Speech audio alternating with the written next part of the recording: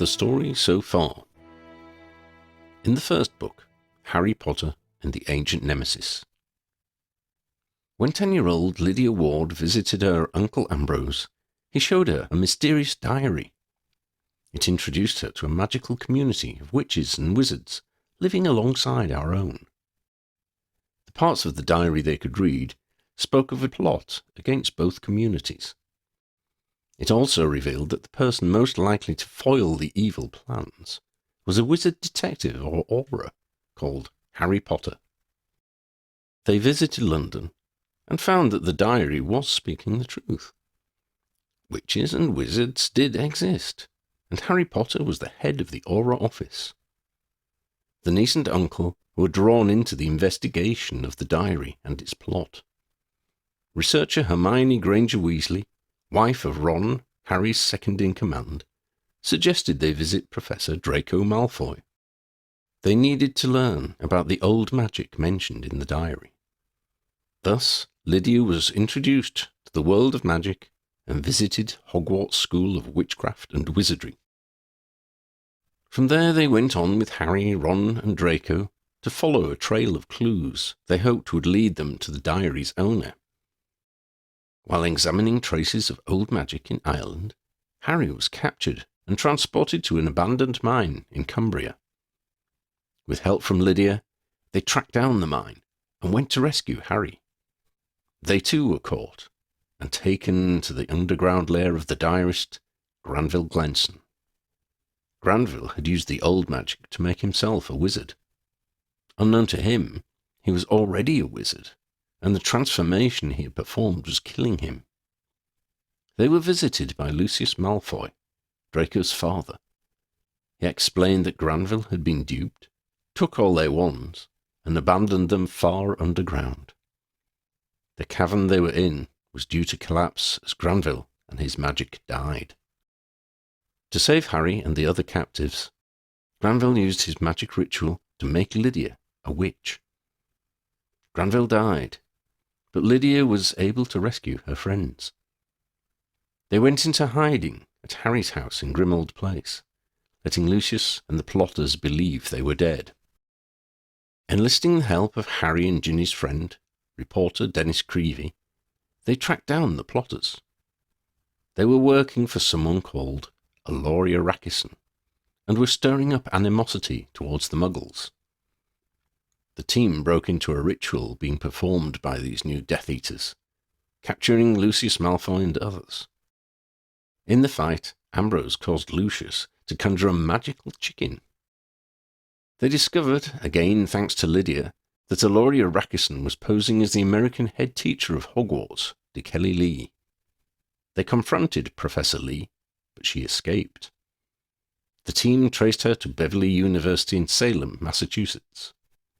They flew to Salem, where they met an agent of the Magical Bureau of Investigations, Tally Dexter. When Harry and Ron were arrested by the MBI, Tally, Ambrose, and Lydia helped them escape, and they went to the university to find Aloria. They entered her hidden lair discovered by the chicken. Inside, they were faced with a series of exhausting and upsetting trials based on their personal fears, before they finally confronted her. While Aloria was distracted by Uncle Ambrose, Lydia managed to break Aloria's magical hold. She used her own magic to imprison Rakison in an egg-shaped cage.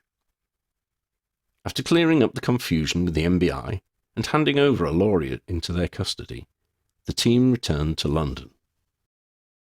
Minister for Magic, Kingsley Shacklebolt, told them the remaining Death Eaters had gone into hiding, but the threat was not removed.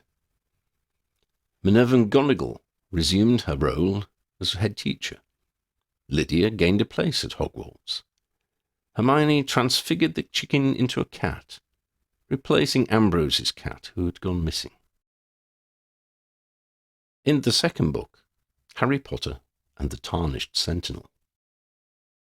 We caught up with Lydia as she prepared to start her first year at Hogwarts. Harry Potter asked her and her uncle Ambrose to go with him to try to open the cage in which she had trapped Aloria Rakison. She failed to open it, and neither Harry nor the MBI could interview Lauria. They agreed to try again after Lydia had been tutored in controlling her magic at Hogwarts. Lydia bought all her needs at Diagon Alley and received a special trunk as a gift from Draco and others. In a meeting with McGonagall and various people at Fortescue's ice cream parlour, she agreed to keep her unusual magical history a secret.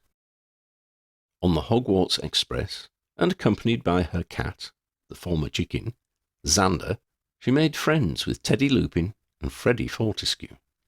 They were both starting Hogwarts with her. At the sorting ceremony, Teddy and Freddie became Hufflepuffs. After some discussion with the sorting hat, Lydia agreed to become a Ravenclaw. Things started well for Lydia. She had several friends on the staff.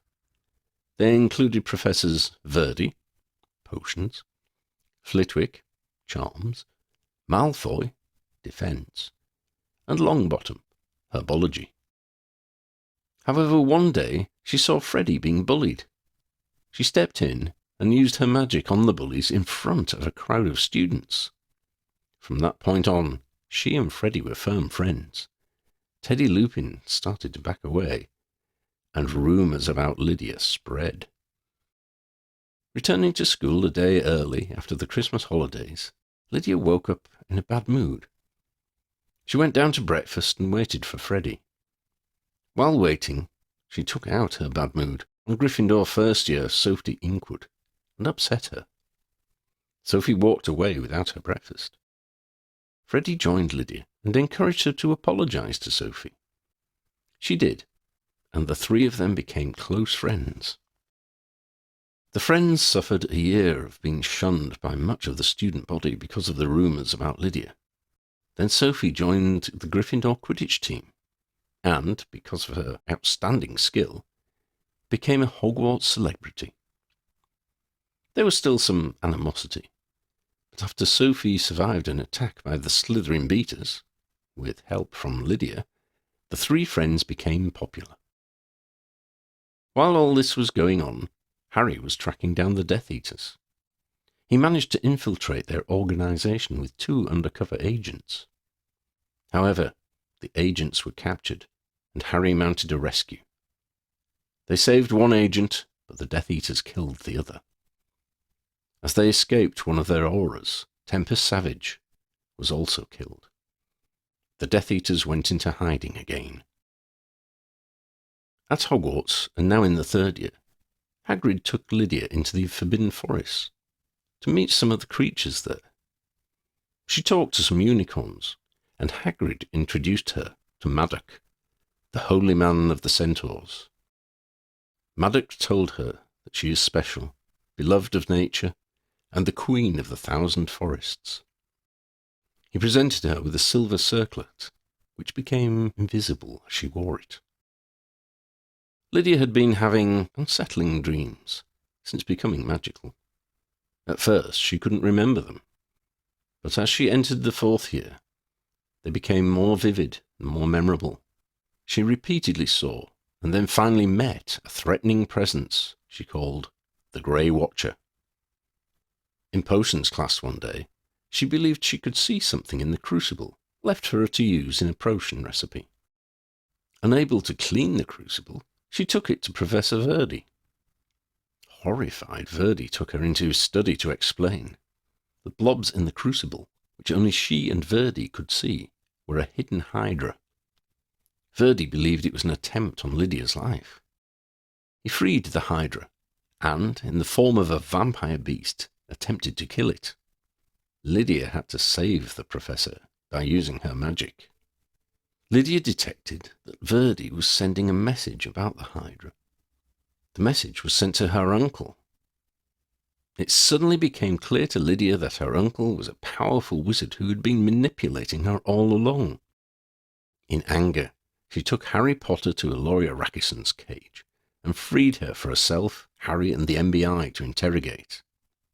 Eloria knew of the Grey Watcher and feared him above anything else. Lydia, and later Harry, confronted Ambrose. they discovered that he was an ancient wizard who brought the high magic into our world and created the wizarding community.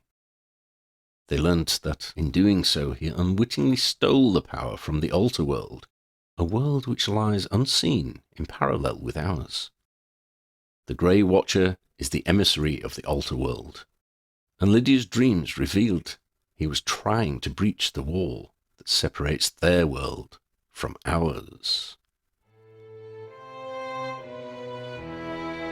The story continues.